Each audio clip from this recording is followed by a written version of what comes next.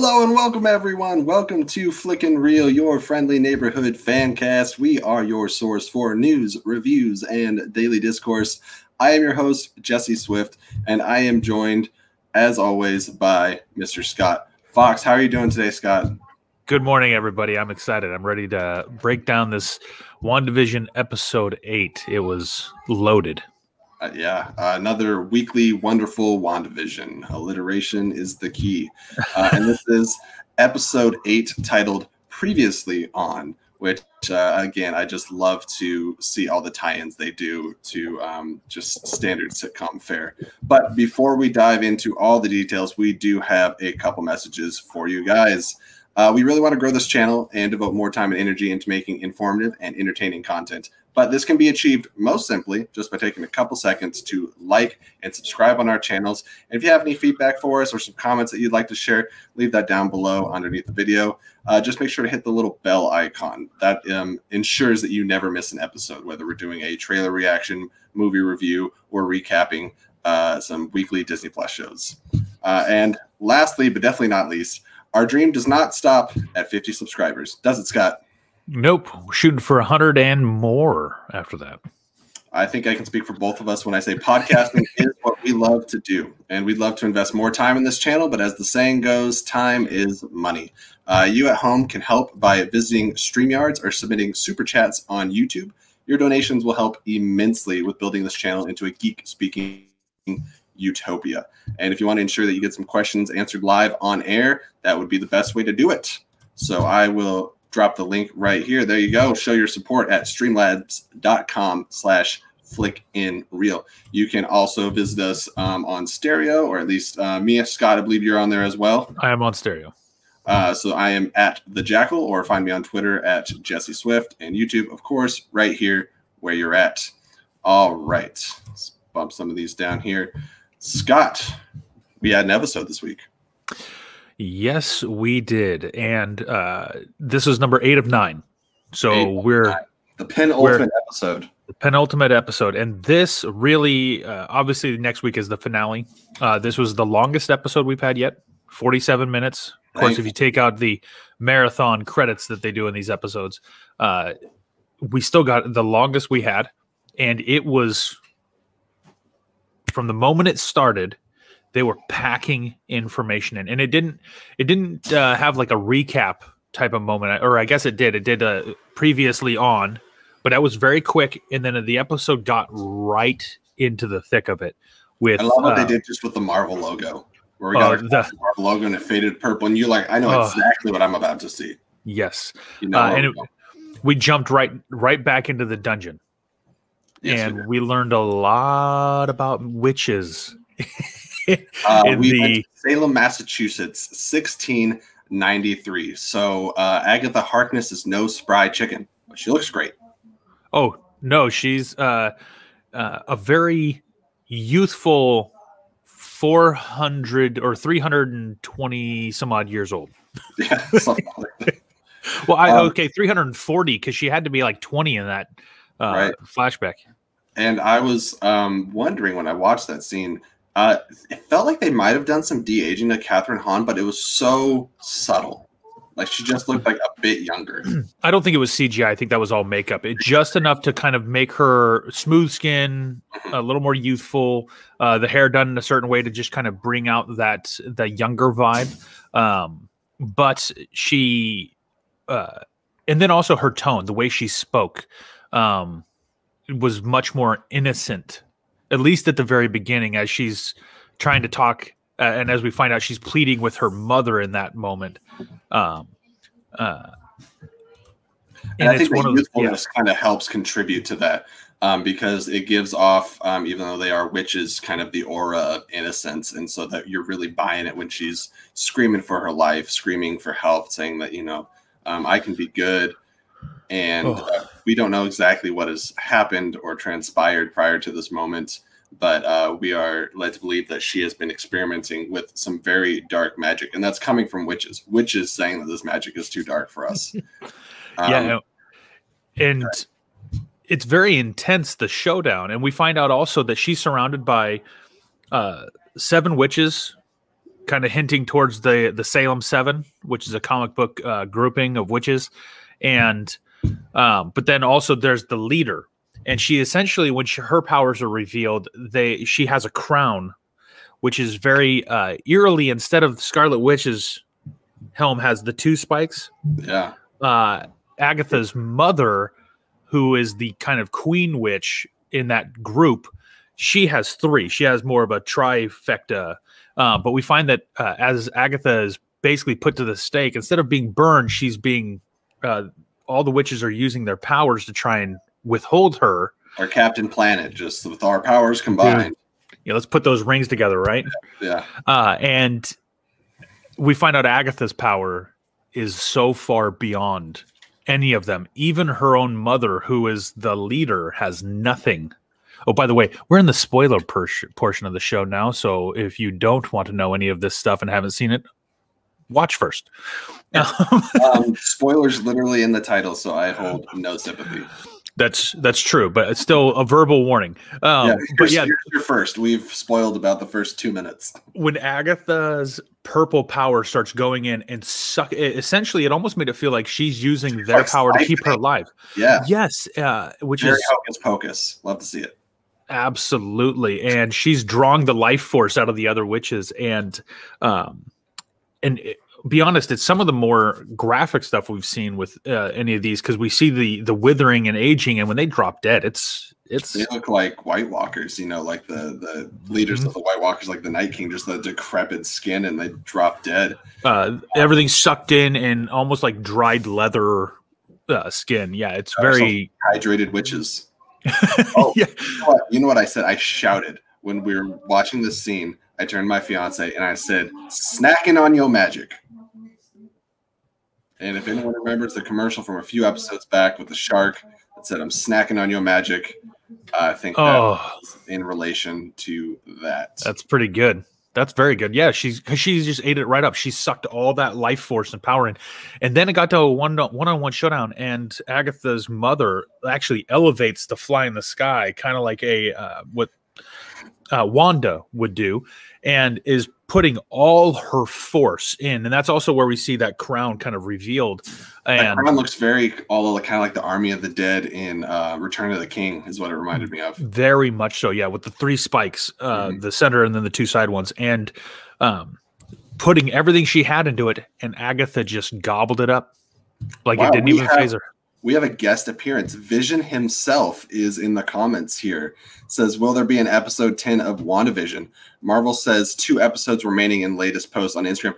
I saw that and I'm contextually confused because they show a preview for this episode, episode 8, and they say 2 more episodes. And I'm like, are you saying episode 8 and 9 is 2 more episodes? But then there's all these rumors of a secret 10th episode. And like, I don't know. Kevin Feige originally said the series was 6 hours long. We have time to be desired if that is the case. It would be interesting. I obviously don't have anything concrete to share on that front. But Scott, are you hoping for a 10th, or you think they can wrap it up in 9? I think they're going to wrap it up in 9, but I think 9 is probably going to be an hour to an hour and a half long to make up the time differential. So essentially, we're getting a mini movie out of this final one, or a full movie. I think that hint there was that 8 and 9 were the final 2. But we saw 47 minutes on this one, and I think we're going to go well over an hour for the finale. There's a lot to cover, and we'll talk later in our review about what they have to cover. Because we do get some answers. So let's dive right into, we skip up to modern day now after we saw Agatha take her mother's brooch. So now we know where that comes from. Yep, and she's been sporting that the entire series. It's always hanging around her neck. Right. And now we are caught back up to Agatha and Wanda in Agatha's basement. And I'm trying to remember the first line. The first thing she tries to do is Wanda lights up and tries to read her mind, and that's adorable. My thoughts are not available to you, and calls her Toots. Yeah, they never ever were. Catherine Hahn is soaking up every scene, and I'm here for every minute of it. I absolutely love it. Speaking of Hocus Pocus, I related it, Paula, very much so to how much fun Bette Midler had in Hocus Pocus. Obviously, different caliber of content, but Catherine's having a blast, and I really hope that episode 9 is not the end of Agatha Harkness. No, I hope not also. And, we've talked about this. The casting that Marvel has done for almost all the characters, even if the initial casting, we kind of think, not sure. When it hits the screen, I can't think of any characters that I've gone, wow, that was bad. Really don't like the casting on this. Catherine Hahn as Agatha Harkness is so perfect for the way they're portraying this role. It is fantastic. She really is. She has the right sense of just kind of a morbid sense of humor, her delivery kind of being dry, but then also just really, really good with the quips. And Catherine Hahn is just great for this role. She's fantastic. And she's kind of bringing a little bit of the stuff she did in like Parks and Rec. She was a guest character on constantly, and she always would be a scene stealer. And in this, she's a hardcore scene stealer. Anything she's in, any moment, she's just hijacking it. But this also, her mind was closed off to her, also hints to when I believe Billy, he said, I like you because your mind is quiet. You're quiet on the inside. Yeah. And what I love about this scene is we are kind of discovering, we got some magic with Doctor Strange, but we're discovering a different level of magic at the same time that Wanda is. When Wanda tries her eyes, or when she tries to use her magic, Agatha cuts her off, and she says, well, not in here. Didn't you notice the runes around the room, and only the witch that casts the runes can use the spells? And Wanda has no idea what she's talking about. Well, the thing is, Wanda has witch powers, and it is more powerful than anybody else, but has no idea about anything witchcraft. She has no idea how to utilize witchcraft as a power source, or how to control or do anything. Hers has always just been a natural projection of what she wants in her mind, as opposed to Agatha, who's working hexes, working spells, and is actively studied in how to do all of this stuff, whereas Wanda's just doing it off the cuff. And that's what Agatha really wants to find out. How are you doing all this? Right. And she goes on to say that it's magic on autopilot. And she's explaining different spells about, like, I think one of the words she used was transmutation, which made me like lift an eyebrow. I was like, transmut what now? And then she talks about like simple mind control. And she says it took years and years for her to do the simplest convincing illusion. Yep. But looking at Westview through Wanda's lens is just awe-inspiring, and she definitely wants to know more about it. So. Well, and we'll get into it later in the episode, but there's some hints as to how Wanda is so powerful and why she's able to do what she's able to do, because she has the gift. So if you think of witches as they were gifted with this, and then they have to refine and work at it, Wanda's gifted with it, but has seen it enhanced in a way that nobody else has ever seen it. Kind of like, speaking of magic, Harry Potter, there's people that are born with the capacity to magic, and there's people that are born without. Wanda was, as we're going to find very shortly, an upcoming episode, born with it. But I want to discuss that because Agatha says, speaking of recaps or reruns, we're going to go on a little journey. And Wanda says, no. And it's like, you forgot that I have your children in my bewitched little basement somewhere. Before that, though, there's this. She asks, "Where are my children?" And Agatha makes one of the smoothest little lines. Oof, that accent really comes and goes, doesn't it? Which is such a hint to the fact that we've seen it all over the place in the movies and in this, where when she is angry, she slips to Sokovian and her accent comes out. Yet when she's controlled and present mentally, her English is flawless. Yet, and we also will learn where she learned English so well too. But the even Agatha points out the absurdity of how the accent comes and goes randomly. All right, and I think once she convinces Wanda to come along with her, and they go through a door, and it's kind of like we're gonna walk through the life of Wanda up until this point, or some of the most crucial key moments. And I think one of the biggest moments possibly is just the very first place they go. It is Wanda and Pietro's household. What's the word? Their childhood home. Yeah, childhood home. Thank you very much. And so we see that her father sells like DVDs on the streets, and they're like sitcoms and stuff, and so they have a whole bunch of them on hand, whether it be the Dick Van Dyke Show or what have you. Somebody pointed something out to me though. They noticed a Malcolm in the Middle DVD in there, and timeline wise, this would have been 1999, and Malcolm in the Middle started in 2002. So slight error, but there could be a flaw in memory because just throwing all the sitcoms together. That's a good point. They decide to watch the Dick Van Dyke Show, and of course Pietro gives Wanda a hard time. She's like, sitcom, sitcom, sitcom. That's all we ever do. And we see that no matter what's going on around her, Wanda gets completely transfixed into these fictional worlds where nothing really goes wrong and nobody gets hurt.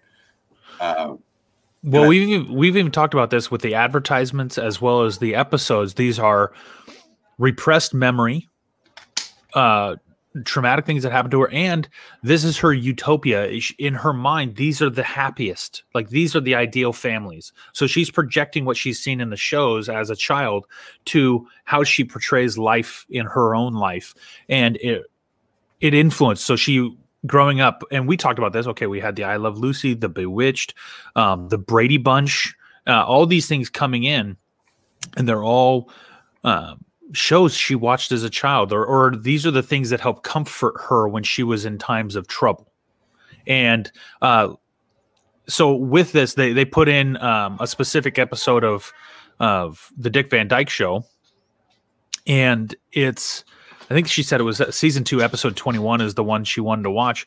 And and in the episode, they end up blowing, or during that is when the catastrophe happens, right? The house gets bombed. Right. We see what's happened to her parents.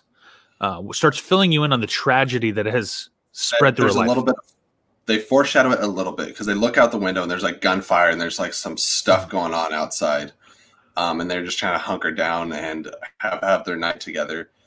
And when they opened the window and I saw there's like war or something going on, that's when I again turned to Lauren and I was like, this is it. This is going to be the bomb. And so she jumped. I didn't.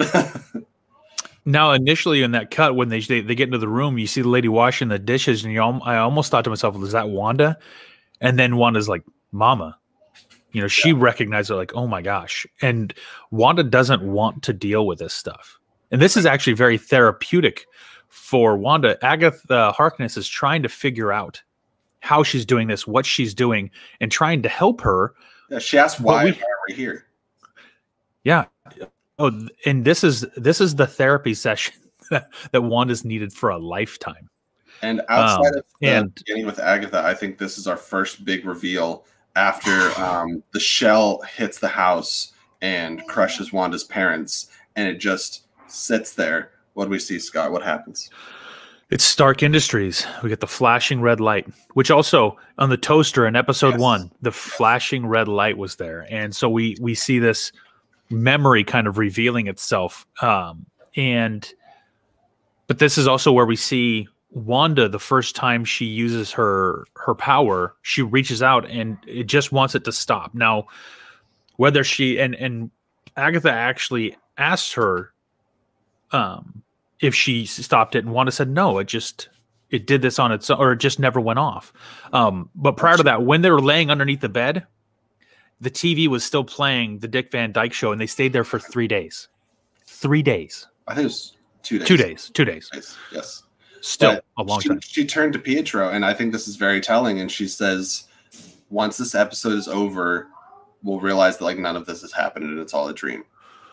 Yes. And her early, I mean, in different words possibly, but she just has this very early sense of not being able to address trauma, and sitcom being her very earliest escape, and something that, as we see throughout these flashbacks, is something that she's latched onto her entire life.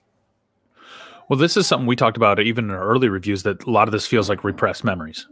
Like this is stuff that she's got buried away. Now the great thing about this episode, and a huge round of applause to Elizabeth Olsen. Her acting in this episode was off the charts, and But what Agatha was asking her is, did you stop that? You used a probability hex. And Wanda's like, no, it just never went off. And then we start to learn that there are different types of hexes, and Wanda's doing this without even realizing what she's doing. Yeah, and she calls her a baby witch. She's like, what I see is a baby witch casting a probability hex. Yep. She's like, but that's not what we're looking for. So they go on to the next door, which has a very clear Hydra symbol on it. And she says, I don't want to go through there. She says, you've already lived through it once, Wanda. Come on. Yep. And we walk in there, and one cool thing that we see in this is where we find out how the Infinity Stone affected her. Right. So she goes in, and then Loki's scepter is sitting there.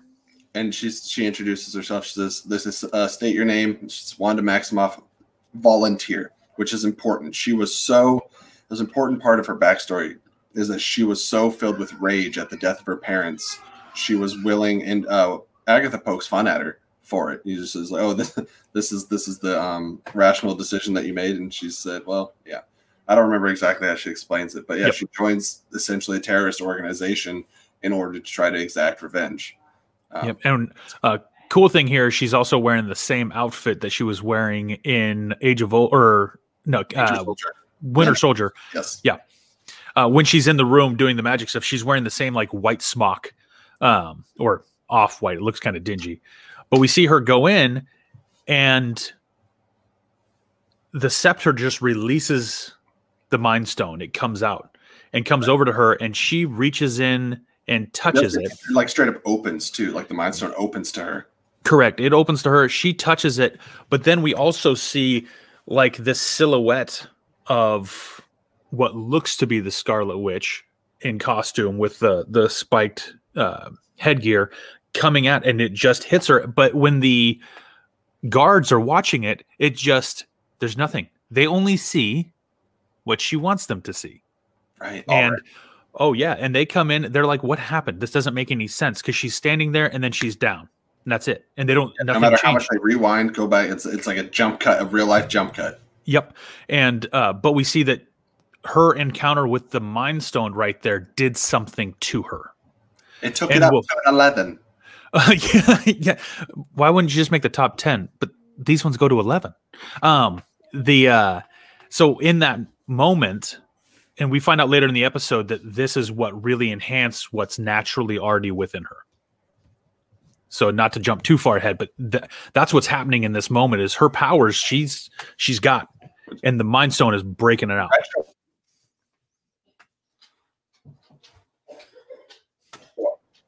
Retroact, because I always thought that it was something that didn't quite mesh. It's like, oh, she got exposed to the Mind Stone. Now she just has crazy like magical powers that are like off the charts. And Pietro's fast. Which it raises the question if Pietro had anything dormant, because there's a reason I think that only the twins survived the experimentation. You can get into speculation as much as you want. I will say I was really hoping, even if it was, albeit brief, for an Aaron Taylor Johnson cameo. And I thought if he was ever going to show up, it would have been here. So now I've dashed all dreams of seeing him in WandaVision. I think that was it. Totally. So and I think the next jump that we make is after Pietro's death. After Pietro's death, she's in the room that's from Civil War, and it's the same setting, same scene as when Wanda's in the room and Steve Rogers is talking to her and Vision comes through the wall, but this time it's just Wanda and Vision comes through the wall, same way. And she's kind of grieving, and he apologizes for intruding and coming in, but he actually asked her if it would help if she talked, or if it would comfort her to talk about it, of the loss of Pietro. And the only thing that would bring me comfort is seeing him again.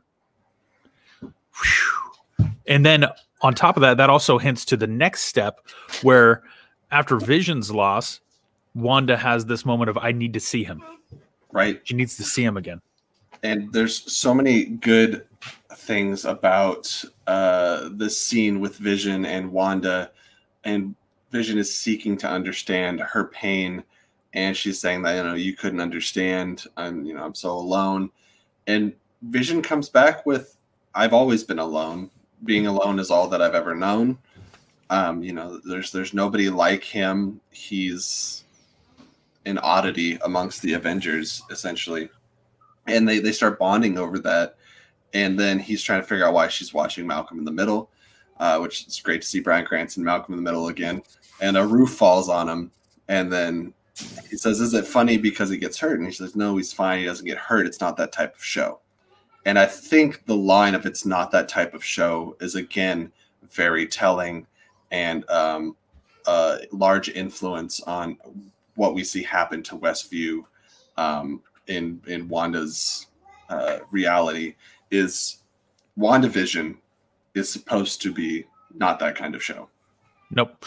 Well, and then as they're having this conversation, also, he kind of is prying. She opens up a little bit, and she says, it's just like a wave washing over me again and again, knocks me down. And when I try to stand up, it just comes for me again.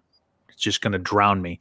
And that goes back to what Monica Rambeau said, that it was the feeling keeping me down, this hopelessness. It was grief, Right. or like drowning. And Vision has one of the most beautiful lines in the whole show, where he tells her, he tries to break down what love is.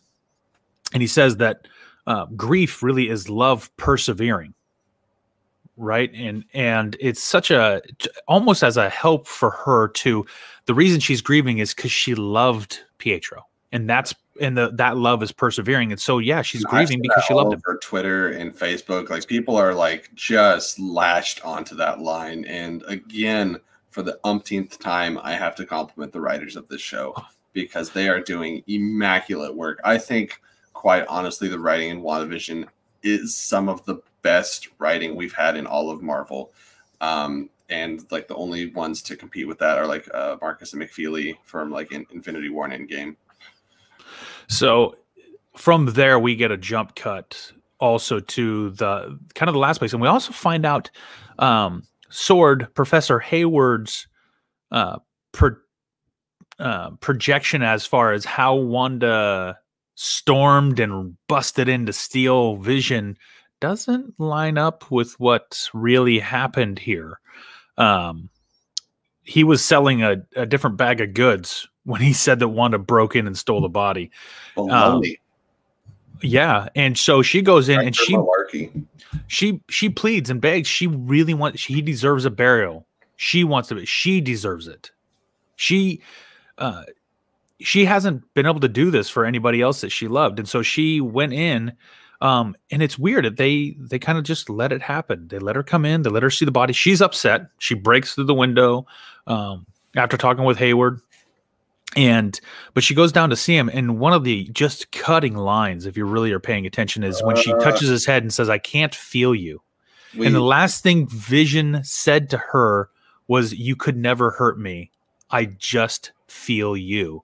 It goes back to the beginning of Infinity War, when she's like touching the Mind Stone. She says, "I just feel you." It's a back and forth, and it's just so essential to their connection and their bond. And I'm feeling it a little bit right now, but me and my fiance both looked at each other, and we just like had to like wipe all the tears out of our eyes, and we like had a little choke cry. And I was like, "That's not nice, Marvel. That was not nice."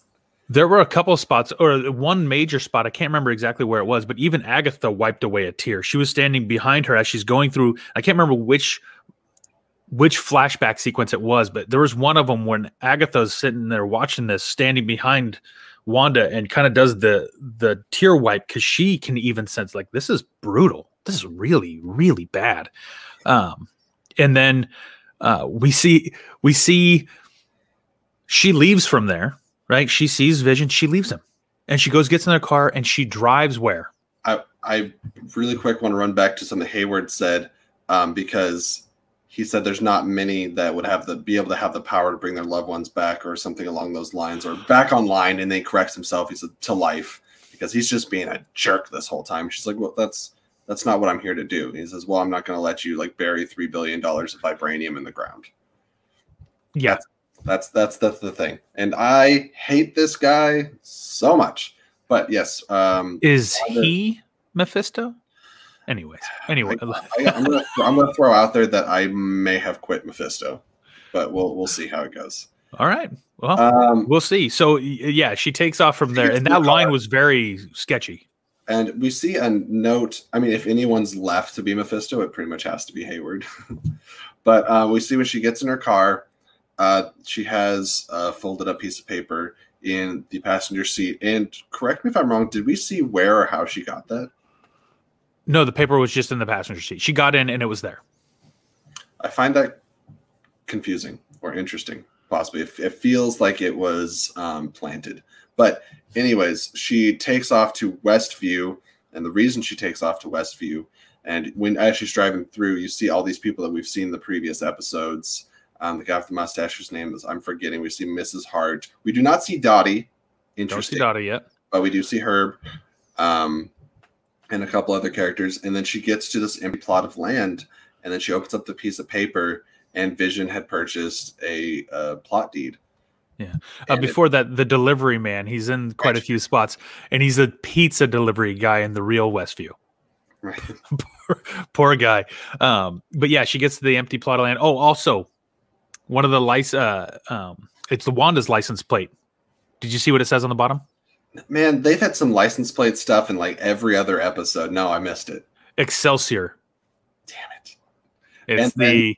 It's the tribute to Stan Lee for this series. Well, I believe it was an episode or two ago. There's another license plate that was Stan Lee's birthday. Oh, they're so good at hiding this junk. And the people who fish this stuff out, like literally they're watching the show frame by frame by frame. But yeah, she gets to the property, she opens it up, and it's the deed. They bought the land, they bought everything. A place to grow old. Signed V. Yeah, to grow old in. Stop letting me cry, Marvel. Yeah, with the heart drawn around it. And this is where she sits there, and we really see Elizabeth Olsen just acting her tail off. She is gutted right here, and we see that. Oh yeah, she kneels down and just basically lets out the scream, and then boom, there's the power comes. Like Age of Ultron. I think Age of Ultron kind of set up for this to happen, because when she lost Pietro, she wiped out like all those Ultron bots just in grief, and I think this has been. Not only that, this is like surmounting grief that has just built and built and built, and finally she released it a little bit on Thanos, but this was just the unrelenting raw force that is the Scarlet Witch. Yeah, this was on another level, and the fact that she was able to, and we see she's got different layers of stuff built within her. So she's got the red stuff, but then when she's bringing Vision. She manifests Vision back to life, and it's the yellow Mind Stone energy that puts him back in place. Yeah, Wanda does not have the body anymore, which raises some questions that get revisited later in the episode. She didn't steal the body the way they said, or they manipulated the footage to make it look like she ran off, because all they showed was her breaking in there and then the guards fleeing and stuff. And so they edited what happened to make it look like she stole the body, but she manifested Vision back to life. Yeah. And so he's there. This whole creation, the whole town, the house is built the way she views it in her mind, the Dick Van Dyke Show. And so everything is created. We find out later that it's chaos magic. She's using chaos magic to just manifest reality. Goes through Westview. Yep. And I like that they have where she's still a little coherent after she first does it, and she's still in color, and everything else is black and white. And she sees Vision, finishes Wanda, welcome home. And then as she steps into the frame, she becomes black and white. And I believe at that point she gave herself into her own illusion. Because I honestly believe for the first couple episodes, she was buying her own goods. Oh yeah, she totally. She wanted it because it felt good. It was an end to the grief. Now she's stepping into it because she's got to deal with it. Westview was her drug. Oh, totally. Yeah, she was completely. She was about getting that next hit, And but immediately after that, we see her break loose, or she comes out of it. Agatha's gone. She hears the kids screaming. She breaks out of the basement and runs out in the street. And Agatha's got the boys held around the neck through magic, and she's holding them up, and she's flying in the air. And the costume is very much the comic book tribute costume. She's got the brooch, and it's all purple. Yeah, she's covered in kind of the smoky, wispy purple magic, and she's using that purple magic to tether the boys. And she's not even mad. She really is still trying to help Wanda at this point, or trying to help figure out the powers, because she wants, I think this is the moment where she wants those powers. And maybe she's thinking, if I could do what I did at the beginning and absorb some of this stuff, I'll never absorb anything ever again. Oh, but she said, do you have the questions asked about the you are? Yeah, and she says, "Oh yes, your children, Vision, this whole little life you've made for yourself. This is chaos magic, Wanda." Well, she first says it's spontaneous creation. Yes, which is chaos magic, which makes you the Scarlet Witch. We finally get it stated exactly who she is, and that makes you the Scarlet Witch, and meaning that they've been tipped off to that there is a witch with this type of power out there. They've just never seen it. Or, in the 340 years she's been alive, she's never seen it. Right. Because it appears to take a very unique and special circumstance, because without the combination of having the Mind Stone, it never would have happened, it seemed, because she seemed very unaware and had very low-level access to her abilities. And then, so if we move on then to this time, I waited for the post-credit scene. Oh yeah. This is is this just our second week with post-credit scenes, or is our third? This is our second, but there is also a lack of the "please stand by" at the end of the credits. They just cut straight to the credit portion, and yeah, definitely this time not budging an inch until I see everything. I have speculation that we will finally see Dr. Stephen Strange in the post-credit scene for the last episode. At first, I was thinking he was going to be directly tied within the episode, but I'm thinking it'll be right after to tie it into Wanda's next appearance. Okay. But we come into Hayward and his whole team, and it is the what's left of the outer sword base, and we know that there's going to be some fishy stuff happening. And we pan around the room, and we find out what Hayward's been working on, what his sentient weapon project is. Well, to hint back to the earlier episode, they told Wanda they were disassembling Vision, and they were trying to collect all that vibranium. They were taking them apart, but if you looked at it, they weren't really taking him apart. They were trying to figure out how he worked. And so when we pan around the room, we get this. It turns out all we needed to bring him back, or to energize the weapon, was a little power from the source. Right. And they take that little rocket, or Wanda gave it to him. She drug it out and threw it back to him. The drone they flew in, and the drone is charged with her power, and they use that to connect to the corpse of Vision, rebuilt, and he lights up. And what color is he, Jesse? He is not off gray. He is white, blue-white, like a light blue-white. And I think the blue's the light in the... Yeah. Oh, so good looking. With the white eyes and the white gem on the forehead. He looks frightening.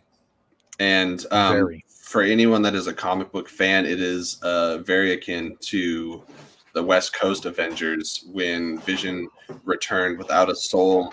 And it was... part of the things that kind of drove Wanda mad is he had no memories. He had no affection. He was just a husk. And so I think right now Wanda is in possession of the soul of Vision. She has recreated his soul and like elements of the Mind Stone that made him who he is. And then Hayward has the technological aspects. They have built a husk and shell. And what we can expect, I think, is in the next episode is for these guys to go toe-to-toe. And do we have a victor? Are they both destroyed? Does Wanda find a way to put Vision and his essence into that husk? I think there's a lot of different ways they could go. Tyona Paris, I believe her name is, that Monica Rambeau. Monica Rambeau, yes, she was saying that it's we're looking at a really tragic ending for the show, and I'm just trying to prepare myself because I know it's going to be rough. We've got to finish the storyline for somebody here. Right. And so the question is who? Well, Monica Rambeau's too new, and they just introduced her powers and everything. She's going to be carrying forward. Vision and Paul Bettany seems like the easy lift because he's already died. And perhaps it's the sacrifice play where Vision or Soul Vision versus Corpse Vision, they have to take each other out. But then we also have... there's other characters here, and I think they'd be getting too far. They got one episode to wrap this up, so I don't think we're going to find out who Dottie really was. There's some storylines that are just going to lift out, but I think we're going to see this massive showdown of Vision versus Vision. Monica Rambeau is going to have to play into that somewhere, or maybe she's taking on Pietro. I thought of something. When Vision phases, he's kind of like it's yellow, right? Like whenever he phases through a wall, it's a little bit of a yellow glow. Totally. If that is a Mind Stone specific ability given to Vision, could Vision not, or at least the Westview Vision, phase into or inside of this husk? And would the husk be able to do the same thing? Or because it does not have the Mind Stone, is it not as powerful? It's going to be lacking some of that power, at least in my assertion. Now, does it still have some incredible abilities? Sure. And Is the actor that Paul Bettany hinted at himself when he said, "There's an actor I've waited my whole life to work with that I never had the opportunity to"? Is it Paul Bettany, or is it Benedict Cumberbatch? Somebody brought up, I forgot, it was like a war movie or something, but they have worked together before. Okay, well, man, it's that always was my something obscure. Thought. Yeah, that was my original thought. If it's Paul Bettany and he's acting across from himself, I think he's a pretty troll. impressive. That's hilarious. It would not surprise me to be a troll and to just really tweak all the hardcore fans out there. But basically, this set the stage for this final. We've been waiting for the battle to begin, like the fight for it, and now I think we're going to see how this plays out with, and also how are the boys going to use their powers? What are we going to see with Wiccan and Speed? If they try to leave the anomaly. Does the same thing happen that happened to Vision? Or because what's interesting is, as far as we know, even though we didn't see it like super detailed, Wanda gave birth to these kids. Mm-hmm. Like they were babies. She did not manufacture them in the way it didn't seem that she did Vision. Like out of the air. No, they were genuine. Right. So interesting to see. I think maybe then she would have to drop the hex to get through the outer wall. She's going to have to bring down the wall. But she can't bring it down until she's done fighting, I don't think. What a shock. Oh, I just got this like image in my head of her, like them winning the battle against Vision or whatever, and her finally coming to terms with the fact that she needs to bring down the hex. And she has Billy and Tommy standing right next to her. And it shows her like just using her magic, bringing the whole wall down. It's panning around. And when everything's gone, the camera pans right next to her, and Billy and Tommy aren't there anymore. Oh my gosh. I think Billy and Tommy will be. I think it's Vision that's the one. He has to tell her it's okay to let them go. Because the other thing is she can't use her full power if she's battling. If she's trying to keep up this facade going on around her, that she is still being supported by her abilities while trying to battle Agatha. So many layers. Maybe she has to. Vision doesn't play a role in this, and you end up having a Monica Rambeau versus Vision type of scenario. Yeah, there's so many things. Like there's so many question mark factors. We got Agatha, and now the Scarlet Witch, Wanda. We have the Visions. Pietro's somewhere. What is Pietro? That was not clear to me. She said he's a crystalline possession. What the hell does that mean? She called him Pietro. Like he's some actor just playing a part, but he had the speed. I don't know. I don't know what this is. I'm very confused by that. And then you have Monica, and then Darcy's going to be showing up. Not that she has any powers or anything, but there's so many pieces that have all led to this. When she shows up driving the food truck to the battle, it's going to be just glorious. I'll tell you what, I will die laughing if the Visions are in the middle of fighting and White Vision has the upper hand and Darcy just drives him through a building. Please allow that to happen. I have to assume that you're talking about being able to go through walls and transmutate stuff. I think Vision can do that. I can't imagine the other Vision can. I don't know how they would have restored that ability without the Mind Stone to him. But then again, it's a TV show. He probably has everything Vision had, just in some other fashion. All right. Well, I think unless you have any other thoughts, I think that's a good spot to wrap it up on, because we are about to go live again in about 5 minutes or so. So just once again, guys, if you want to support the channel, check out streamlabs.com/flickandreel, and you can leave your comments or questions in there, and then we will throw them up on the show. And that way we can, get a more sophisticated version of StreamYards and get all kinds of things going for the channel. So that would be awesome. Also, make sure to follow me on Stereo at The Jackal, which is, of course, in relation to the Schmodown. If you're not familiar with the Schmodown, just search Schmodown, Jesse Swift, and get all caught up. We will be doing an editorial video with one of my faction mates here in the next coming weeks to tell everyone what the Schmodown really is. You can also find me on Twitter at Jesse Swift. And Scott, anywhere you want people to find you?